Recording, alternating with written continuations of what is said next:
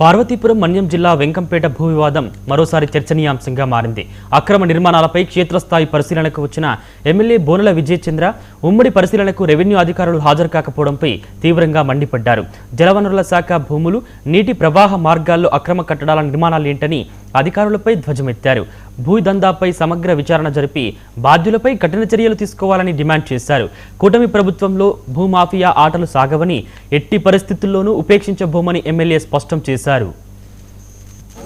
నా పేరు ఆగూరమని జనసేన పార్టీ మండల అధ్యక్షురాలని. కూటమి తరపున ఇక్కడ ఈ ప్లేస్ ఆక్రమించిన ఆక్రమదారులు అధికారులే వచ్చి వాళ్ళకి శిక్షించకపోతే మరింకెందుకండి, ఇక్కడ కాలువ వేయడం ఎందుకు, మొత్తంగా రోడ్డు వేసియండి. ఏదైనా సరే ఎమ్మెల్యే తరపున జనసేన పార్టీ తరపున ఇక్కడున్న ప్రజలకు అన్యాయం జరిగితే మేము ఒప్పుకోమని, వారి తరపున మేము ఎంతకైనా తెగిస్తామని అందరికీ తెలియజేస్తున్నాం. ఇది ఆల్రెడీ అందరికీ తెలిసిన విషయమే. ఈ కానా ఎందుకు కట్టారనేది ఇక్కడ నుండి వాటర్ ఫ్లో అవుతుందని తెలుసు. అలాగే ఇరిగేషన్ డిపార్ట్మెంట్ కూడా ఇప్పుడు చెప్పారు ఎప్పటి నుండి దాని ఈ విషయంలో అబ్జెక్షన్ చేస్తున్నారని. అబ్జెక్షన్ చేస్తుంది ఇరిగేషన్ డిపార్ట్మెంట్, అబ్జెక్షన్ చేస్తున్నారు. అదేవిధంగా ప్రజలు కూడా అబ్జెక్షన్ చేస్తున్నారు, శాసనసభ్యులు కూడా అబ్జెక్షన్ చేస్తున్నారు. అయినా సరే మీరు ఏ ప్రాతిపదికన మీరు రిజిస్ట్రేషన్ చేశారు? ఏం కలెక్టర్ గారికి విషయం తెలీదా? అభివృద్ధి పేరుతోని ప్రజలకు అభివృద్ధి చేయాలనే ఉద్దేశంతో రైతుల భూములను ఆక్రమించుకుని చేస్తారే, అలాంటిది ఇప్పుడు ప్రజలే మాకు అన్యాయం జరుగుతుందన్నప్పుడు ఒక వ్యక్తికి సంబంధించి దీనికి సంబంధించి అధికారులందరూ ఈరోజు నాకంటే ముందుగా డిపార్ట్మెంట్ వాళ్ళు కూడా మీతో మాట్లాడడం జరిగింది. ఒకటి R&B డిపార్ట్మెంట్, మరొకటి ఇరిగేషన్ డిపార్ట్మెంట్. ఇరిగేషన్ వాళ్ళు ఏం చెప్పారో మీ అందరూ చూశారు.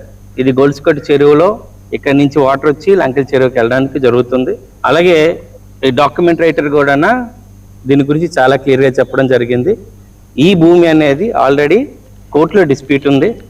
ఆల్రెడీ ఈ భూమికి సంబంధించి, వాటర్కి సంబంధించి పూర్వపురాలు అంటే మాకంటే పెద్దలు ఎవరైతే 60-70 సంవత్సరాలు ఉన్నారో ఈ యొక్క చరిత్రను కూడా తెలియజేశారు. అంటే పార్వతీపురం చాలా అభివృద్ధి చెందుతూనే ఉంది. ఎప్పుడు లేని ఇల్లు అన్నీ వచ్చున్నాయి, కానీ ఇక్కడ ఇల్లు ఎందుకు కట్టలేదు అనే విషయాన్ని వాళ్ళు స్పష్టంగా చెప్పడం జరిగింది మీ అందరికి. ఇది ప్రజలకు భద్రతకు సంబంధించిన విషయం.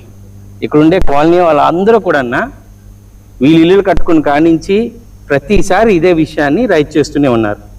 ఇంతకు ముందు కలెక్టర్గా ఉండేటప్పుడు, జిల్లా విడకపోక ముందు జోహర్ గారు కలెక్టర్గా ఉండేటప్పుడు కూడా చాలా క్లియర్గా రాశారు.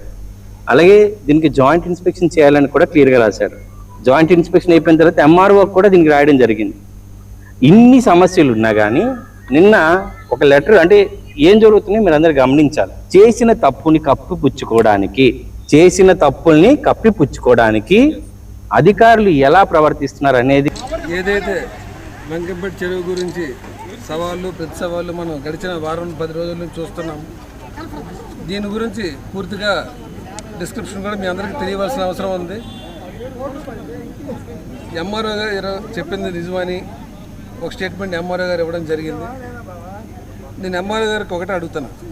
ఏదైతే వెంకంపేట విలేజ్ సర్వే నెంబర్ 114లో 3 నుంచి 138లో 4 వరకు, అంటే వెంకంపేట గోలీలు ఎంట్రన్స్లో ఉన్న ఆంజనేయ స్వామి విగ్రహం దగ్గర నుంచి ఎక్కడ వరకు ఉన్న సర్వే నెంబర్ మొత్తం ఇది 114లో 3, 121లో 2, 122లో 6, 125లో 1, 126లో 1, 126లో 2, 127లో 1, 127లో 2, 137, 138లో 4. ఇదన్నీ గడ్డకు సంబంధించిన స్థలం. ఏదైతే వెంకంపేట శ్రీ సత్యసాయి జిల్లా పాలసముద్రంలో